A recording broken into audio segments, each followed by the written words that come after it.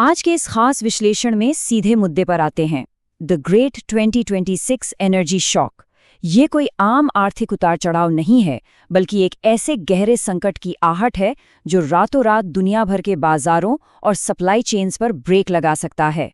तो चलिए, बिना किसी देरी के डेटा और तथ्यों के जरिए इस आने वाले तूफान को करीब से समझते हैं। जरा इस सीधी लेकिन डरावनी स्थिति की कल्पना करें। क्या होगा अगर कल सुबह पेट्रोल की कीमत 150 रुपये प्रति लीटर हो जाए? अचानक से सब कुछ बदल जाएगा। ये महज पेट्रोल पंप पर थोड़े ज्यादा पैसे चुकाने की बात नहीं रह जाएगी। ये ट्रांसपोर्ट, रोजमर्रा की यात्राओं और हर घर के बजट के रातों रात चरमरा जाने का एक बहुत ही स्पष्ट संकेत है। इस एक छोटे से आंकड़े का असर कितना भयंकर हो सकता है, इसका अंदाजा लगाना भी मुश्किल है। और ये संकट सिर्फ यही नहीं रुकता। एक और गंभीर स्थिति पर गौर करते हैं। क्या होगा अगर डॉलर 100 रुपए के आंकड़े को पार कर जाए? रुपए में इतनी भारी गिरावट हमारी क्रय शक्ति यानी खरीदने की क्षमता के लिए एक विनाशकारी प्रहार होगी। अर्थशास्त्री इसे 1970s के दशक के बाद का सबसे बड़ा संभाव्य झटका मान रहे हैं, क्योंकि जब मुद्रा कमजोर होती है तो बाहर से आने वाली हर छोटी बड़ी चीज की कीमत सचमुच आसमान छूने लगती है। अब इस संभावित संकट के मुख्य ट्रिगर को समझते हैं, जो एक बेहद संकीर्ण और संवेदनशील समुद्री मार्ग में छिपा है। इसे हॉर्मुज़ जल डमरू मध्य या स्ट्रेट ऑफ हॉर्मुज़ कहा जाता है। दुनिया भर की तेल आपूर्ति का लगभग 20% हिस्सा केवल इसी एक चोक पॉइंट से होकर गुजरता है, जबकि बाकी 80% अन्य मार्गों से। ये 20% हिस्सा इतना ज्यादा महत्वपूर्ण है कि अगर यहाँ हल्का सा भी भू-राजनीतिक तनाव होता है तो पूरी दुनिया की तेल आपूर्ति ठप पड़ सकती है। और इन्हीं बढ़ते वैश्विक तनावों के कारण बड़े बड़े विश्लेषक एक गंभीर चेतावनी दे रहे हैं। चेतावनी ये है कि कच्चे तेल की कीमत $115 से उछलकर सीधे $150 प्रति बैरल तक पहुंच सकती है। और ध्यान रहे, ये कोई हवाई अनुमान नहीं है। जब कच्चा तेल इस स्तर को छूता है तो इसके विनाशकारी परिणाम दुनिया के हर देश की इकोनॉमी पर साफ दिखाई देने लगते हैं। तो सबसे बड़ा डर ये नहीं है कि एक बैरल तेल कितने का आ रहा है। असली डर है इसके बाद शुरू होने वाला चेन रिएक्शन। तेल की कीमत में उछाल एक ऐसा डोमिनो इफेक्ट शुरू करता है जो धीरे धीरे बैंकिंग से लेकर खेती किसानी तक हर एक सेक्टर को अपनी चपेट में ले लेता है। ये एक ऐसा चक्र है जिसे एक बार शुरू होने के बाद रोकना लगभग नामुमकिन सा हो जाता है। इस विश्लेषण के पहले हिस्से पर आते हैं। भारत की मुद्रा भेद्यता यानी भारत की करेंसी की कमजोरी। ये प्रहार गणितीय रूप से 96 रुपए के डरावने आंकड़े पर दिखाई देता है। डॉलर के मुकाबले रुपए के इस स्तर तक गिरने का सीधा सा मतलब है इंपोर्ट या आयात लागत का अकल्पनीय रूप से बढ़ जाना। जब एक राष्ट्र के रूप में उसी एक बैरल तेल के लिए अपनी कमजोर होती मुद्रा में भुगतान करना पड़ता है तो राष्ट्रीय खजाने पर भारी दबाव पड़ता है। ये एक ऐसी कठोर वास्तविकता है जिससे मुंह नहीं मोड़ा जा सकता। स्थिति कुछ ऐसी बन जाती है, एक तरफ मजबूत होता अमेरिकी डॉलर और दूसरी तरफ भारत के लिए आयात की अत्यधिक लागत। ये करेंसी ट्रैप को बहुत ही स्पष्ट रूप से समझाता है। मतलब अगर तेल की कीमतें न भी बढ़ें तो भी केवल डॉलर की मजबूती के कारण देश का पैसा लगातार बाहर जाता रहता है। ये एक ऐसा जाल है जहां मजबूत वैश्विक मुद्राएं विकासशील देशों की इकोनॉमी को सोखने लगती हैं। अब बढ़ते हैं दूसरे हिस्से की तरफ, अदृश्य मुद्रास्फीति श्रृंखला या द इनविजिबल इन्फ्लेशन चेन। यह महंगाई बढ़ने की 4 चरणों वाली एक बहुत ही स्पष्ट प्रक्रिया है। पहला चरण, तेल की कीमतें बढ़ती हैं। दूसरा चरण, माल ढुलाई या ट्रांसपोर्ट की लागत में भारी वृद्धि होती है। तीसरा चरण, ट्रांसपोर्ट महंगा होने से सप्लाई चेन पर भयंकर दबाव पड़ता है। और अंततः चौथा चरण, खाने पीने की चीज़ों की कीमतें आसमान छूने लगती हैं। ट्रकों में भरा जाने वाला महंगा डीजल सीधे तौर पर रोजमर्रा के किराने के बिल में जुड़ जाता है।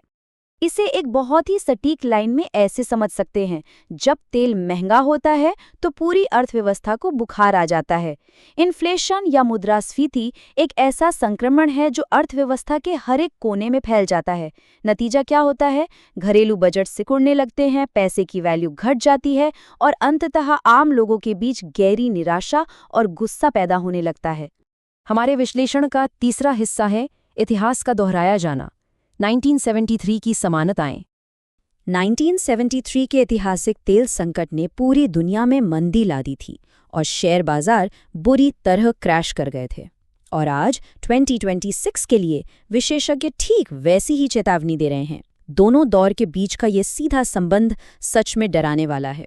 जो भयंकर आर्थिक पतन 1970 के दशक में देखा गया था, 2026 का ऊर्जा झटका बिल्कुल उसी तरह के पतन का खतरा फिर से पैदा कर रहा है।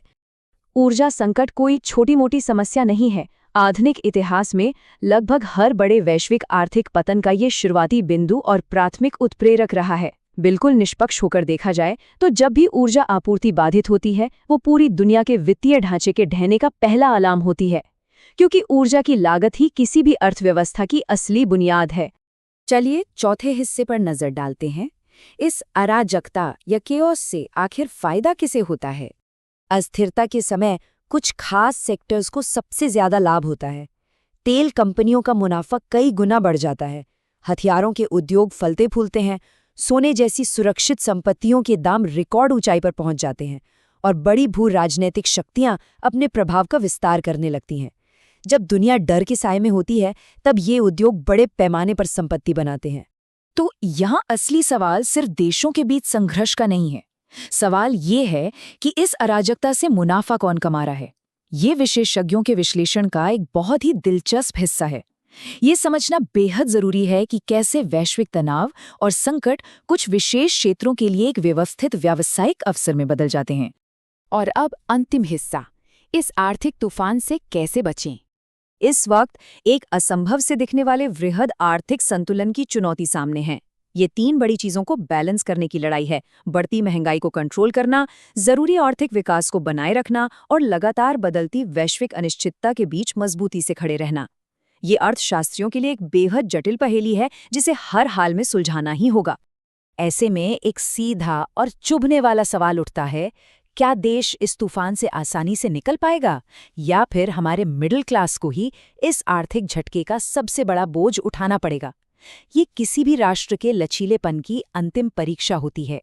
इतिहास गवाह है कि जब भी ऐसी आर्थिक सुनामी आती है तो उसका सबसे गहरा असर रोजमर्रा की जिंदगी जीने वाले मिडिल क्लास पर ही पड़ता है। अंत में सच्चाई यही है, ऊर्जा सिर्फ ईंधन नहीं है, ये सभ्यता की धड़कन है। इस बात की गहराई को समझना बहुत जरूरी है।